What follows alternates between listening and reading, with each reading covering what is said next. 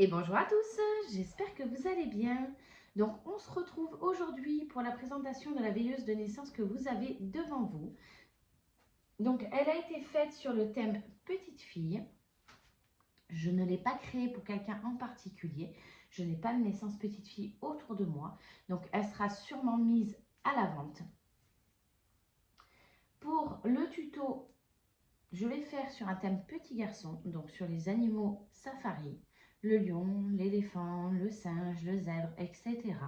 Hier soir, j'ai enfin trouvé mes papiers pour cette veilleuse-là. Je les ai commandés. Ils devraient arriver entre le 2 et le 9 mai.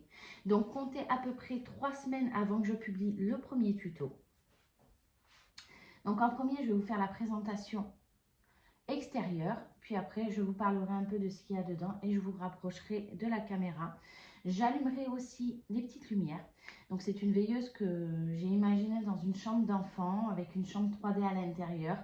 Je trouvais ça sympa. Les lumières sont cool parce qu'elles sont ni trop fortes ni trop basses. Donc je trouve ça vraiment idéal dans une chambre d'enfant. Devant, j'ai fait des tiroirs pour peut-être y ranger des tétines de secours. Les deux tiroirs, les voici. Donc je les ai décorés.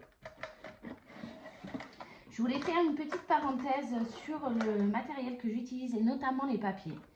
Donc, j'achète toujours des feuilles Maya Clairefontaine qui font 50 cm par 70 cm à 270 grammes. Voilà, moi je travaille uniquement avec ça. Ça m'arrive de travailler avec d'autres papiers, mais principalement avec ça. Donc voilà, je travaille avec ces papiers-là parce que je fais des grosses structures, tout simplement. Ici, donc du coup, vous avez tout le tour, donc deux murs, deux parties acétate. Il y a pas mal de reflets avec les fenêtres. J'espère que vous voyez quand même. Cet objet fait quand même 20 cm par 20 cm, 30 cm, 40 cm avec les cubes joués.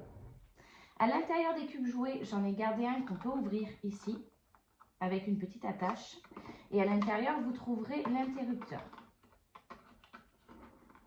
Donc à l'intérieur, on va y retrouver une armoire avec des tissus, on va y retrouver un tapis, des petits jouets, un petit lit avec un drapé que j'ai fait en broderie anglaise. J'aime beaucoup la broderie anglaise, donc c'était top. Une petite commode, une petite lampe, un cadre, enfin classiquement, moi j'avais vu pas mal de petites boîtes à explosion de naissance comme ça et j'ai trouvé ça adorable.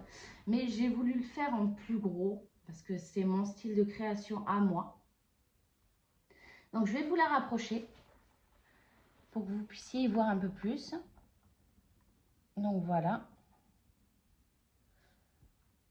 Et de ce côté-là, on voit un peu plus l'armoire. Bien évidemment, je vais l'allumer. Hop. Voilà. Donc on lève ici, on prend l'interrupteur et on allume tout simplement. Donc, comme je vous disais, c'est ni violent en termes de lumière, ni trop bas. Je trouve ça vraiment idéal. Donc j'ai fait le test l'autre soir et j'ai trouvé ça vraiment sympa. Donc je vous la rapproche. Les petits jouets. Donc un petit landau avec un ourson, une petite poussette, un petit tapis en bas avec des petits lapins. Vous allez avoir l'armoire au fond, donc j'y ai mis des tissus. Vous allez avoir le lit. À l'intérieur du lit, j'y ai mis aussi des tissus. On ne les voit pas forcément, mais j'ai fait une petite couette, j'ai fait un petit coussin, enfin, je fais style. Et là, vous avez la petite commode, donc au fond, avec un petit cadre et une petite lampe. Et là, j'ai réussi à caler une des ampoules de la guirlande derrière la lampe. Donc, on a vraiment l'impression que la lampe s'allume, tout simplement. Et c'est vraiment chouette. Après, je suis partie sur des petits meubles avec des imprimés Rotin. J'avais trouvé ça sur Google, une image d'une petite chambre comme ça m'avait beaucoup plu. Donc, voici pour cette petite veilleuse de naissance. Petite, pas trop non plus. Hein. C'est assez sympa, je trouve à mettre dans une chambre d'enfant. Je me suis régalée à la faire. J'ai hâte de faire celle sur le thème safari, donc pour le petit garçon. Je vous dis à très bientôt pour le prochain tuto. Je vous souhaite une très belle journée et je vous remercie pour votre fidélité.